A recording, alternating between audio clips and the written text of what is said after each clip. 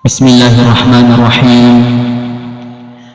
Assalamualaikum warahmatullahi wabarakatuh. Alhamdulillahilladzi amarna an nusliha ma'ishatana linayli ridha was-sa'adah wa naquma bil wajibati fi ibadatihi wa taqwa. Asyhadu an la ilaha illallah wahdahu la syarika lah wa asyhadu anna Muhammadan 'abduhu wa rasuluhu man la nabiyya ba'dah. Allahumma shalli ala sayyidina Muhammad wa ala alihi wa ashabihi ajma'in. Amma ba'd. Fa ya ibadallah, ittaqullah haqqa tuqatih wa la tamutunna illa wa antum muslimun. Faqad qala Allah subhanahu wa ta'ala fi kitabihil karim. A'udzu billahi minasy syaithanir rajim. Bismillahirrahmanirrahim. Inna a'tainakal kautsar fasholli li rabbika wanhar inna syani'aka huwal abtar. Shadaqallahul azim. Ma'asyiral muslimin, sidang Jumat yang dimuliakan, dirahmati oleh Allah Subhanahu wa taala. Alhamdulillah, itulah kalimat yang pantas kita ucapkan di hari yang mulia ini, karena kita dapat berkumpul di tempat yang mulia ini tiada lain untuk melaksanakan perintah Allah Subhanahu wa taala, yakni salat Jumat secara berjamaah insyaallah. Mudah-mudahan segala amal ibadah kita diterima di sisi Allah Subhanahu wa ta'ala. Selanjutnya, marilah kita tak henti-hentinya mengirimkan salawat dan salam kepada Nabiullah Muhammad sallallahu alaihi wasallam, Nabi yang diutus ke persada bumi ini sebagai rahmatan lil alamin, Nabi yang diutus ke persada bumi ini sebagai rahmat, sebagai panutan, sebagai contoh untuk kita teladani. Jamaah Jumat yang dimuliakan Allah Subhanahu wa ta'ala, selaku khatib berwasiat untuk diri dan kepada seluruh jamaah, marilah kita berusaha meningkatkan kualitas iman dan takwa kita kepada Allah.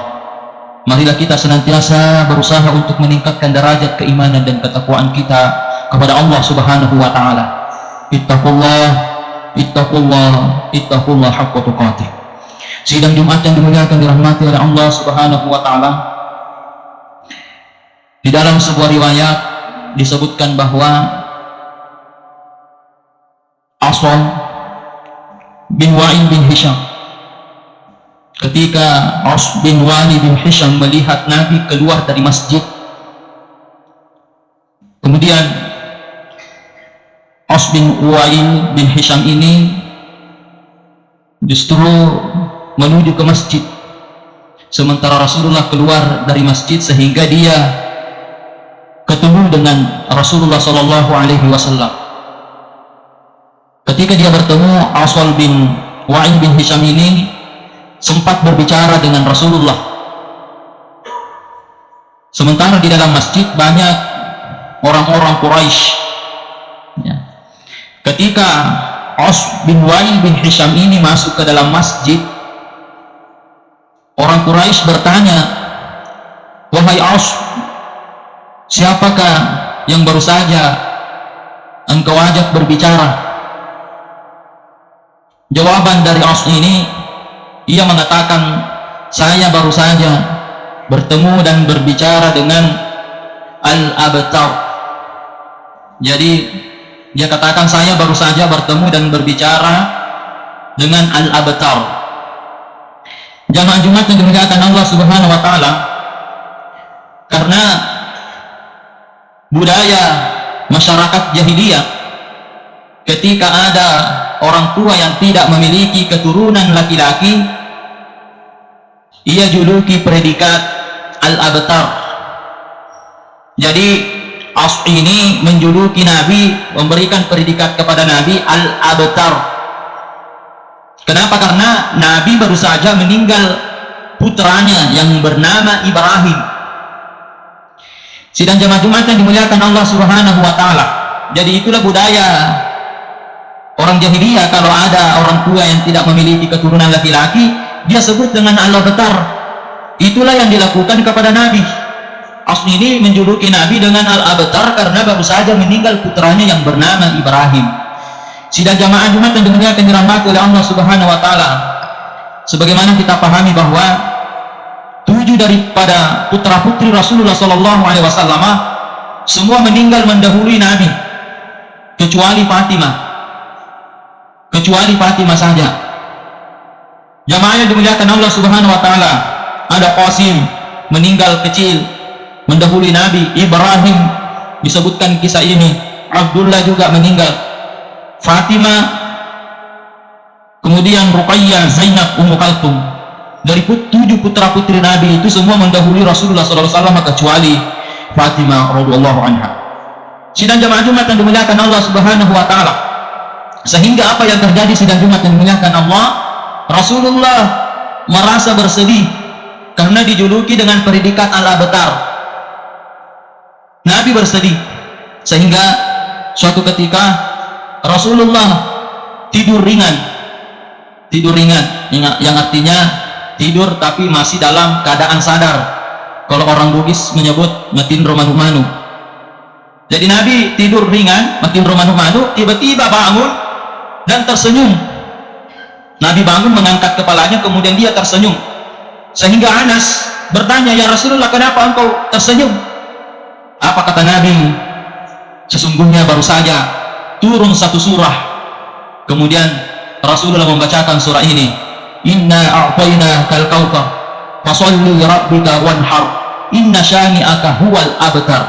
Ternyata surah ini untuk menghibur Rasulullah sallallahu alaihi wasallam yang bersedih karena meninggalnya putranya, dan juga bersedih karena predikat atau julukan yang diberikan dari orang-orang Quraisy kepada dirinya, yaitu al-abtar, yang artinya terputus, yang artinya tidak memiliki keturunan laki-laki.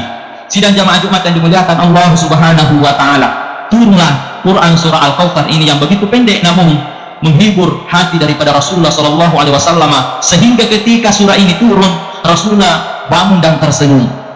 Jamaah yang dimuliakan Allah Subhanahu wa taala. Kemudian kalau kita ingin mengkaji daripada surah Al-Kautsar ini, yang pertama, di ayat pertama disebutkan bahwa inna a'tainakal kautsar. Allah SWT berfirman, sesungguhnya kami telah memberimu nikmat yang banyak. Jadi Allah Subhanahu wa taala telah memberikan kita nikmat yang banyak.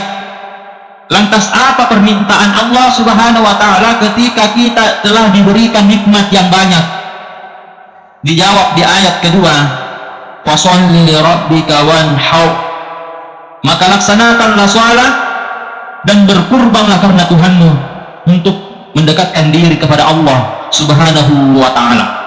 Sidang jamaah yang dimuliakan Allah Subhanahu wa taala, jadi kalau kita telah diberikan nikmat yang banyak oleh Allah Subhanahu wa taala, ada nikmat umur, nikmat kesehatan, nikmat iman, terlebih nikmat rezeki yang diberikan oleh Allah. Ada di antara kita mungkin setiap bulan rezekinya masuk, ada yang setiap hari, ada setiap panen. Itu semua adalah nikmat Allah Subhanahu wa taala yang harus kita syukuri. Bagaimana bentuk kesyukuran kita? Fasholli lirabbika wanhar, melaksanakan salat dan berkurban karena Allah Subhanahu wa taala. Inna syani'aka huwal abtar. Inilah yang menghibur Rasulullah. Sesungguhnya orang-orang yang membencimu Muhammad, maksudnya di dalam kitab tafsir disebutkan orang-orang yang membencimu di situ adalah orang-orang yang membenci daripada ajaran yang engkau bawa. Ada juga mengatakan bahwa orang-orang yang membencimu pribadi Rasulullah yang dibenci, ada juga yang dibenci daripada ajaran Rasulullah yang dibawa oleh Rasulullah sallallahu alaihi wasallam. Sesungguhnya mereka, kata Allah, yang membencimu itulah dialah yang terputus daripada rahmat Allah Subhanahu wa taala. Kita kembali di ayat yang kedua, fasholli lirabbika wanhar. Wujud daripada kesyukuran kita adalah melaksanakan salat dan berkurban. Kalau dibuka kitab tafsir, Ibnu Katsir menyebutkan di dalam kitabnya, yang disebutkan salat di situ adalah salat duha, salat Idul Adha, mohon maaf, yang disebutkan di situ adalah salat Idul Adha. Wanhar setelah salat Idul Adha, maka selanjutnya kita berkurban.